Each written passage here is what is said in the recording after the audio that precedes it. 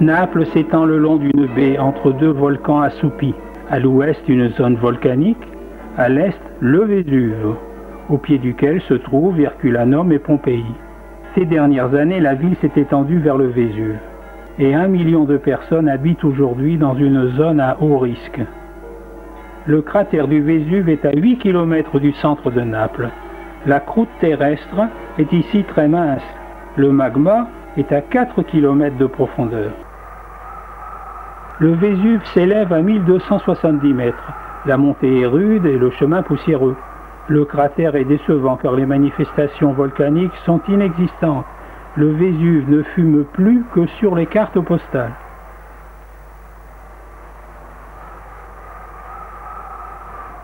Cette zone volcanique, dont la dernière éruption remonte à 900 ans, est plus active que le Vésuve.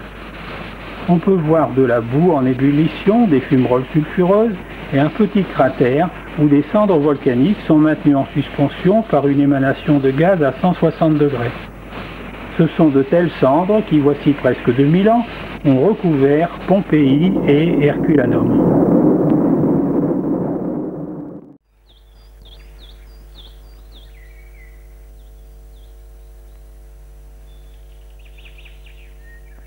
En l'an 79, un manteau de 6 à 7 mètres de cendres recouvrit ces villes.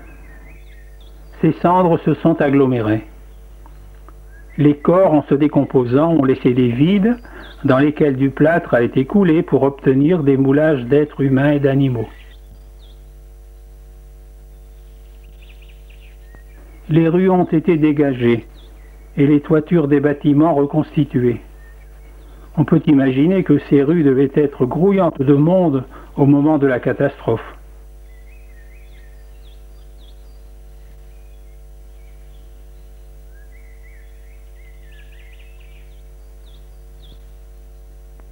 Les marins qui faisaient escale traversaient le forum pour aller plus avant en ville. Certains devaient avoir pour objectif le lupanar.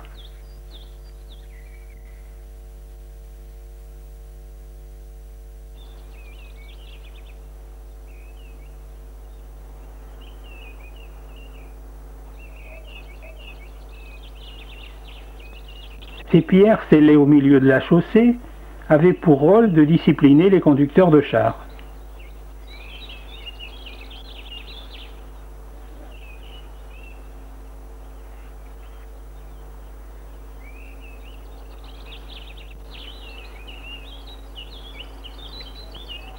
Voici le lupanar.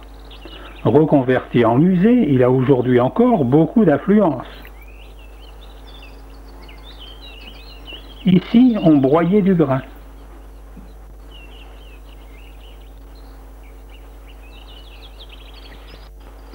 Ce qui reste de l'étal d'un magasin. Les fontaines étaient alimentées en eau par des tuyaux de bronze dont on peut encore apercevoir des éléments au sol.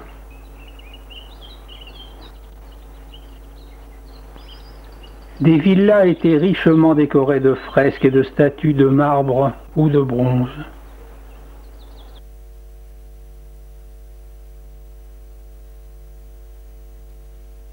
Les thermes étaient magnifiquement agrémentés de mosaïques.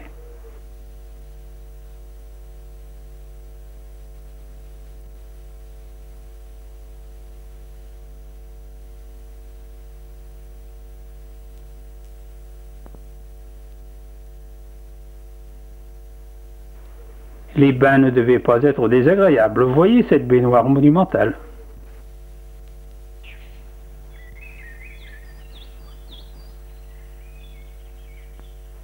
Il y avait encore un théâtre où 5000 spectateurs pouvaient se presser sur les gradins à chaque spectacle.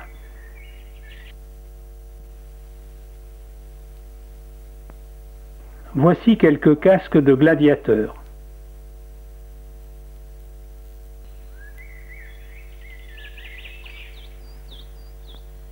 Et voici le stade où les athlètes pouvaient s'entraîner sous les encouragements de la foule. Les fouilles et les restaurations se poursuivent.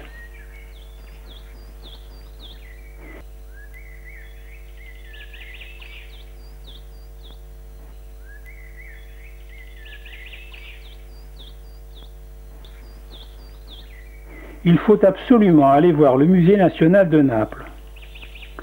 Ce musée présente une magnifique collection d'objets découverts dans les fouilles. Des sculptures, des bijoux, des outils, des instruments chirurgicaux et même des serrures. Tous ces objets, la plupart en bronze, sont finement travaillés.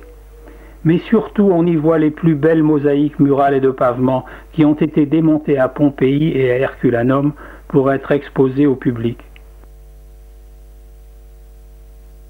Une journée entière ne suffira pas pour admirer ces formes d'art par lesquelles on peut apprécier le degré de civilisation des hommes qui vivaient là, voici 2000 ans.